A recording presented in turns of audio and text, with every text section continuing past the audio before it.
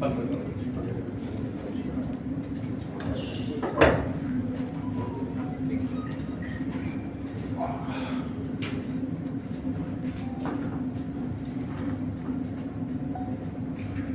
करें जी।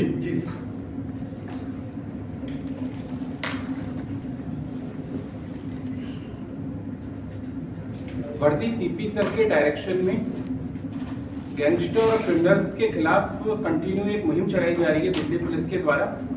उसी क्रम में एनडीआर में इंस्पेक्टर संजय गुप्ता साहब और पंकज साहब की टीम को एक बड़ी सफलता मिली है आज सुबह, जब उन्होंने एक मर्डर के एक्यूज को अर्ली मॉर्निंग में तिमारपुर एरिया के अंदर से मोहम्मद मोइन कुरैशी को अरेस्ट किया है। मैं इसका बैकग्राउंड बता देता हूं आपको। 23 जनवरी की रात को वेलकम एरिया के अंदर एक क्लब के अंदर फायरिंग हुई थी फैजान नाम के एक लड़के के ऊपर, जिसमें उसका ब्रूटल तरीके से मर्डर किया गया था क्लब के जो कैफे बोला जाए उसको, कैफे के अंदर। उस कैफे के अंदर जब वो था तब एक्यूज वहां पर गया था और फायरिंग की थी। उस टाइम पे आइडेंटिफाइड नहीं हो पाया था एक्यूज। बाद में एक्यूज के द्वारा भी क्लेम किया गया इसको, और फर्दर जो सीसीटीवी एनालिसिस हुआ उसमें आइडेंटिफाइड किया गया पर्सन को, और एनडीआर स्पेशल सेल की टीम ने, संजय गुप्ता साहब की टीम ने उसके ऊपर काम करना शुरू किया।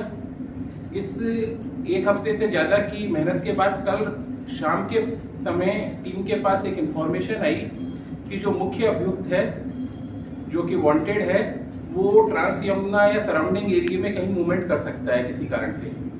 तो कल नाइट से ही टीम ने उसके ऊपर काम करना शुरू किया, और आज अर्ली मॉर्निंग के अंदर एक बड़ी सफलता मिली, जब एक्यूज तिमारपुर एरिया में आईटीआई का जो बनी हुई है वहां पर उस एरिया के सराउंडिंग से बाइक के ऊपर जा रहा था, तब टीम ने उसको रोकने की कोशिश की। एक्यूज ने रुकने के स्थान पर भागने की कोशिश की, और भागने के दौरान पुलिस टीम के ऊपर फायरिंग भी की। काउंटर में दोबारा पुलिस टीम द्वारा वार्निंग दी गई कि वो सरेंडर करे, लेकिन एक्यूज ने कंटिन्यू अपने दूसरा फायर भी किया। उसके बाद पुलिस को सेल्फ डिफेंस के अंदर फायर करना पड़ा। इसमें जो मोहम्मद मोइन कुरैशी है उसके पांव के अंदर गोली लगी और उसको हॉस्पिटल ले जाया गया, और मुख्य अभियुक्त इस तरह से गिरफ्तार हुआ है। डीसीपी साहब, ये मोइन वही है ना जिसने 23/24 की रात को इंस्टाग्राम पे इसने एक 40 सेकंड का वीडियो अपलोड किया था कि इसमें मेरे बाप शामिल नहीं है, इसको मैंने ही मारा है। तो ये वही है क्या? जी हाँ, ये वही मोइन है जिसने जो सोशल मीडिया के ऊपर इसका क्लिप चला था।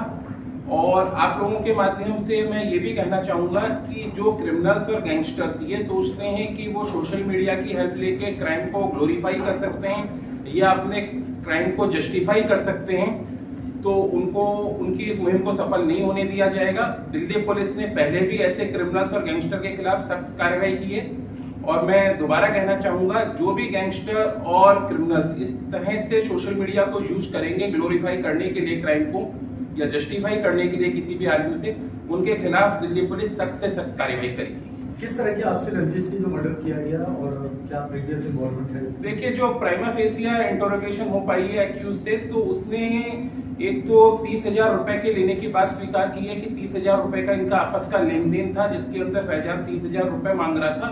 दोनों फैजान और जो एक्यूज है हमारा मोइन कुरैशी, वो एक ही लोकेलिटी के रहने वाले हैं, पुराने एक दूसरे को जानते थे। लेकिन जो रुपए का लेन देन था, जब फैजान ने रुपए वापस मांगे तो इनका आपस में झगड़ा बढ़ गया, और उसी क्रम के अंदर जब कंटिन्यू झगड़ा रहा तो फिर मोइन ने सोचा, कुरैशी ने, कि इसको रास्ते से हटा देना ठीक रहेगा, मेरे को पैसे नहीं देने पड़ेंगे और रोज का जो झगड़ा है वो भी खत्म हो जाएगा। क्या मोइन के फादर भी इन्वॉल्व हैं? क्योंकि मोइन ने एक वीडियो जारी किया था कि हमें किसी ने सूचना दी है कि वो फैजान इस जगह पर है।